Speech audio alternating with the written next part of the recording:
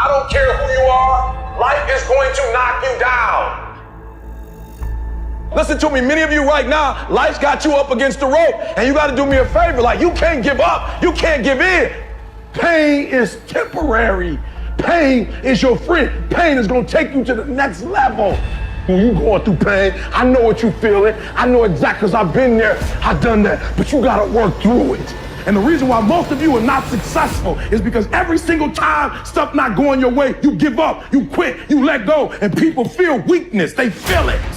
You can feel when somebody's not committed, when they're not all in, when they're not dedicated. And there's another level you get to when you go all in. Winners win and losers lose. And if you create a culture of losing, if you keep being a victim, if you keep letting losing happen to you, if you keep letting people do you and treat you any kind of way, it's going to become a culture. And so here's what I say to you. There are going to be times that you're going to be wondering, why should I keep showing up and working my business? Why should I keep at it? Why should I keep showing up to the conventions? Why should I keep picking up the phones and making the phone calls? Why should I keep fighting for my goals and fighting for my dreams?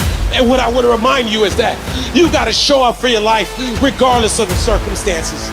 You got to show up in spite of the naysayers.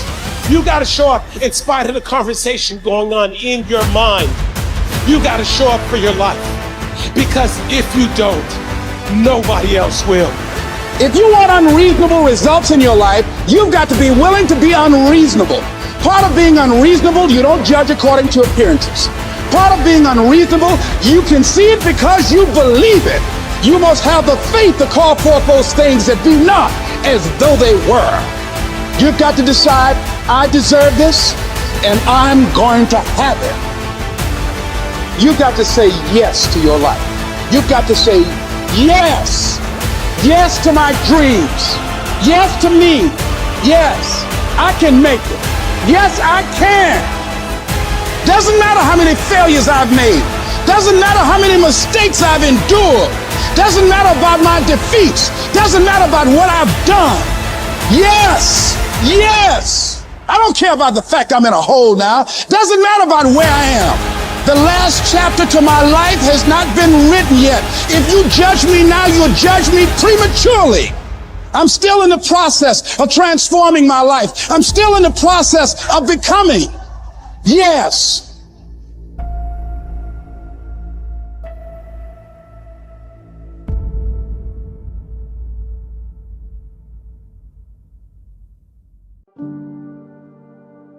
The brilliance of Thomas Edison was not in his mind.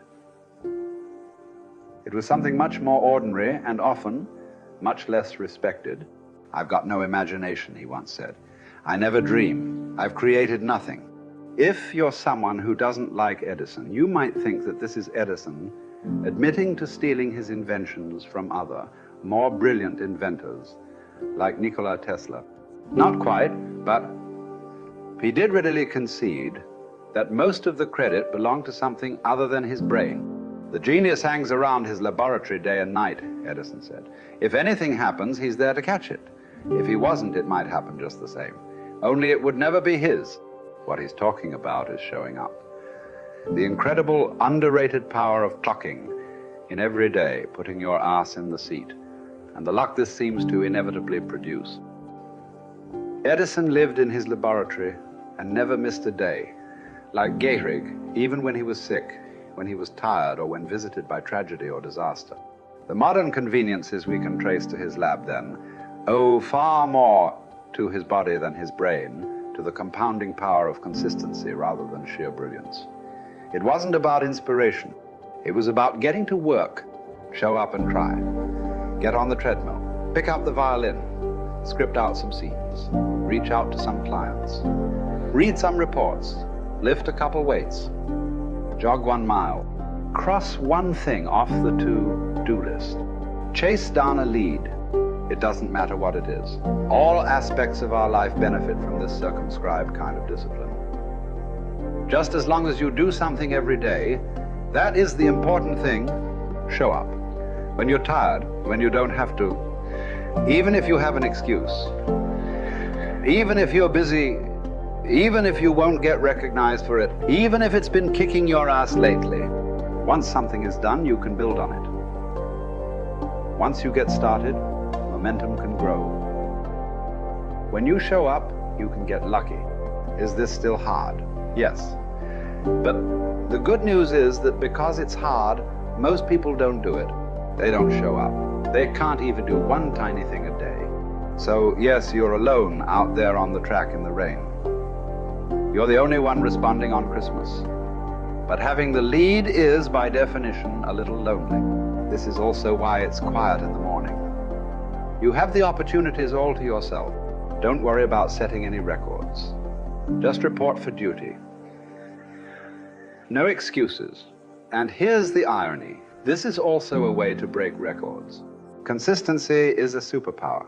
Day to day, willpower is incredibly rare. Lo Gehrig was a solid position player and a good hitter. But his success really was rooted in the fact that he didn't miss many days of work.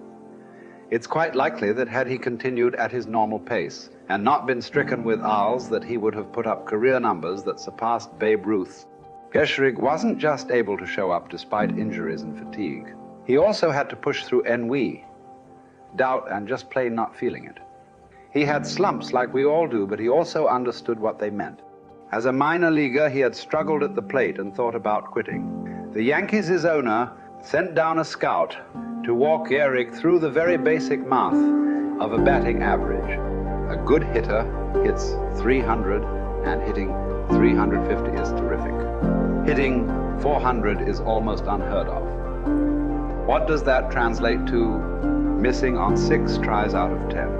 A hitter can also go days, weeks without touching the ball. That's what the scout told him. The most important thing a young ball player can learn is that he can't be good every day. You don't have to always be amazing. You do always have to show up. What matters is sticking around for the next at-bat. The ability to do that, coupled with the ability to endure what John Steinbeck called dawdly days while writing East of Eden. Those days when everything seems out of whack, when you're just not feeling it, when the distractions won't stop, is the first step to greatness, literally. You cannot be great without the self-discipline to do that. One thing a day adds up.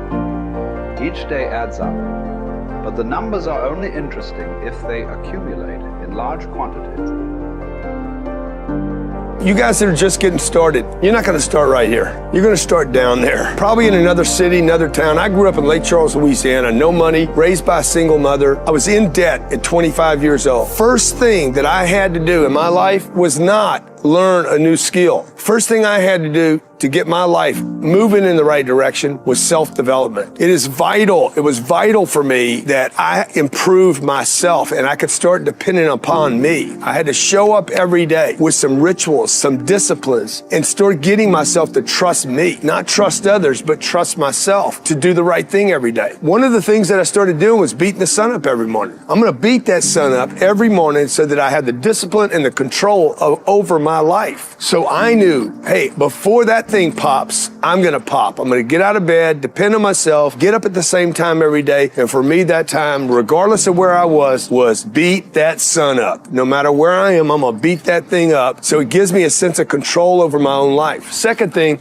I had to start cleaning up my life and my friends and my environment. When I was younger, between 15 and 25, I was doing crazy stuff in my life. Wasting my weekends. I have the saying, weekends are for the weak. I was drinking, fooling around with a bunch of bad things, bad people. At 25 years old, I cleaned it all up. Quit going to those places. Quit hanging out with people that did not have ethics and discipline in their life. I wanted to build something in my life. I wanted to become someone. And to do that, to become someone in the eyes of the world, just beating that sun up every morning gives me the sense of accomplishment, that I did what I said I was going to do, that I woke up when I said I would wake up, and I start building respect for myself, start believing in myself so that I can go out into the world. And maybe today when I go into this meeting that I'm dressed for, they'll believe in me as much as I believe in me, and that'll show up in a contract, a deal, maybe even some money.